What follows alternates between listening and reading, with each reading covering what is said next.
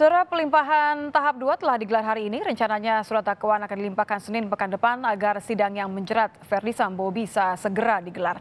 Seperti apa pembuktian di persidangan nanti dan bagaimana dengan peran Bribka Riki Rizal serta Eliezer yang diharapkan akan membuka fakta baru terkait kasus pembunuhan berencana Yosua.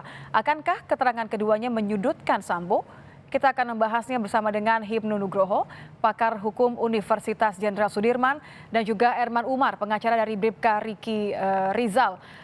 Selamat malam Prof. Hipnu, selamat malam Pak Erman. Selamat malam Mbak Nitya, selamat malam Pak Herman. Terima kasih sudah bergabung bersama kami di Kompas Malam. Saya ke Pak Erman terlebih dahulu. Kesaksian keterangan dari klien Anda diharapkan akan memberikan fakta baru. Saya ingin cross check terlebih dahulu, tidak ada keterangan, tidak ada kesaksian yang akan berubah di persidangan nanti sejauh ini? Sejauh ini saya kira masih tetap seperti apa yang sudah tertuang dalam BAP, Mbak.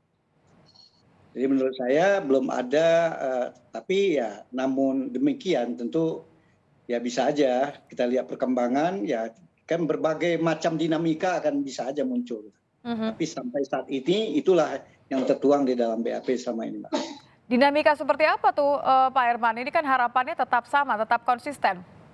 Ya saya kira kalau saya tanya dia masih merasa seperti itu. Jadi berarti sejauh ini saya lihat akan tetap konsisten apa yang dia bicarakan terakhir itu, Mbak. Boleh Bahwa dijelaskan seperti apa yang dirasakan oleh klien Anda terakhir sudah dilimpahkan ke Kejaksaan Agung? Ya kalau merasakan ya pasti ada bagaimanapun, pertama ya tentu ada lega, dia akan mempertanggungjawabkan apa yang dia ketahui dan apa yang dia rasakan gitu ya.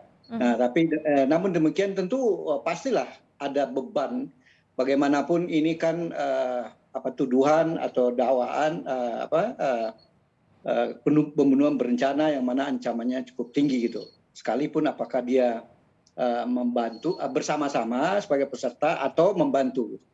Walaupun kita lihat dari sisi yang lain, seperti apa yang saya selalu sampaikan, dia tidak mempunyai mens rea, dia tidak punya sesuatu yang mengarah ke sana, tetapi keterpaksaan, ya apa? Keterpaksaannya itu apa? Seperti dia diminta untuk melakukan penembakan, dia tidak mau.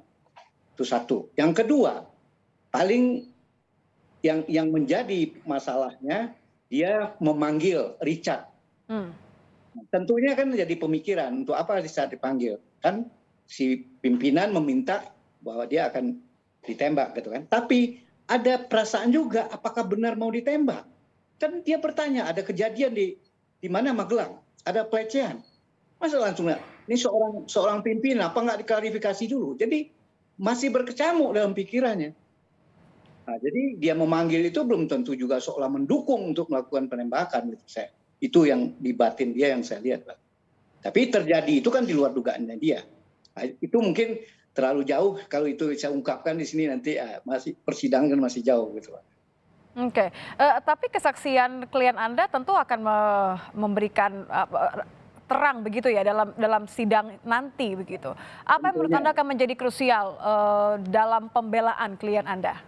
Enggak, saya kira tidak ada yang krusial karena dia tidak ada beban dan dia melakukan apa yang misalnya disuruh memanggil itu ya karena itu pimpinan, keterpaksaan dan belum yakin bahwa ini akan dilakukan apa yang disampaikan oleh Sambo. Karena bagaimana dia di rumah, apalagi mau ke rumah dinas.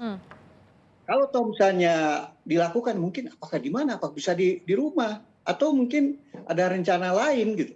Tapi tahu-tahu belum sampai berpikir jauh dari rumah Seguling sampai ke rumah dinas kan jaraknya nggak sampai apa ya, boleh dibilang ya kan dekat rumah itu 500 meter.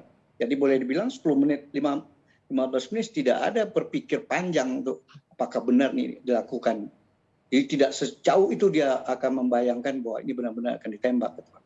Oke, saya ke Prof. Hipnu. Anda melihat kesaksian dari dua mantan ajudan Sambo ini, terutama dalam kasus ini kan ada Pak Erman.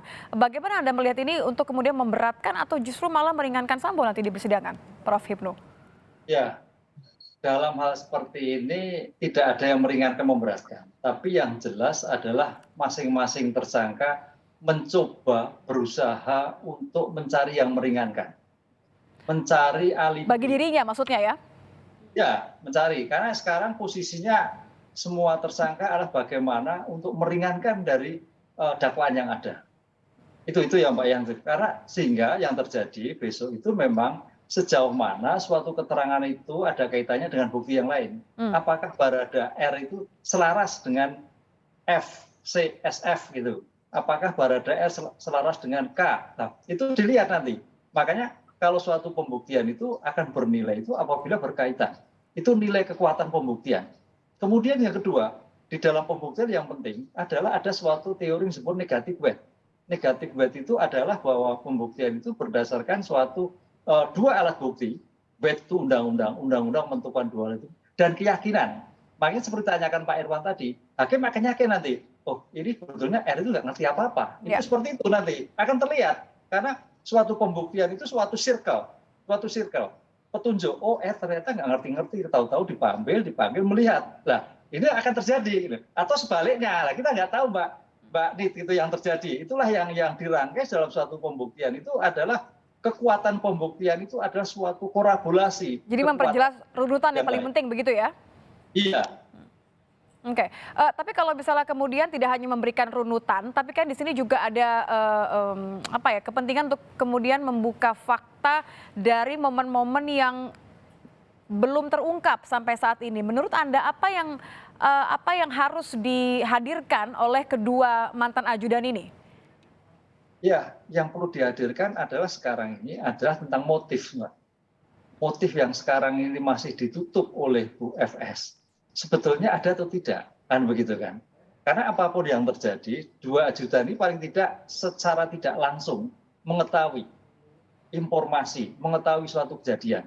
Dengan demikian, kalau itu memang ada, itu paling tidak sebagai upaya untuk meringankan nanti Bu FC, FS maupun tersangka yang lain. Tapi ini kan belum, kan itu loh. Apalagi suatu bukti itu memang dalam undang-undang kekerasan seksual itu suatu keterangan korban itu sebagai alat bukti. Itu prinsip. Tapi kita ingat, suatu keterangan korban mempunyai kekuatan bukti juga harus didukung dengan bukti yang lain. Nah, pertanyaannya, bukti-bukti untuk mendukung keyakinan atau pernyataan dari Bu PC itu apa? Kan gitu kan. Mungkin tersangka S bisa menjelaskan atau R bisa menjelaskan. Itu bisa meyakinkan. Yang selama ini kan belum ada. Konstruksi itu belum ada.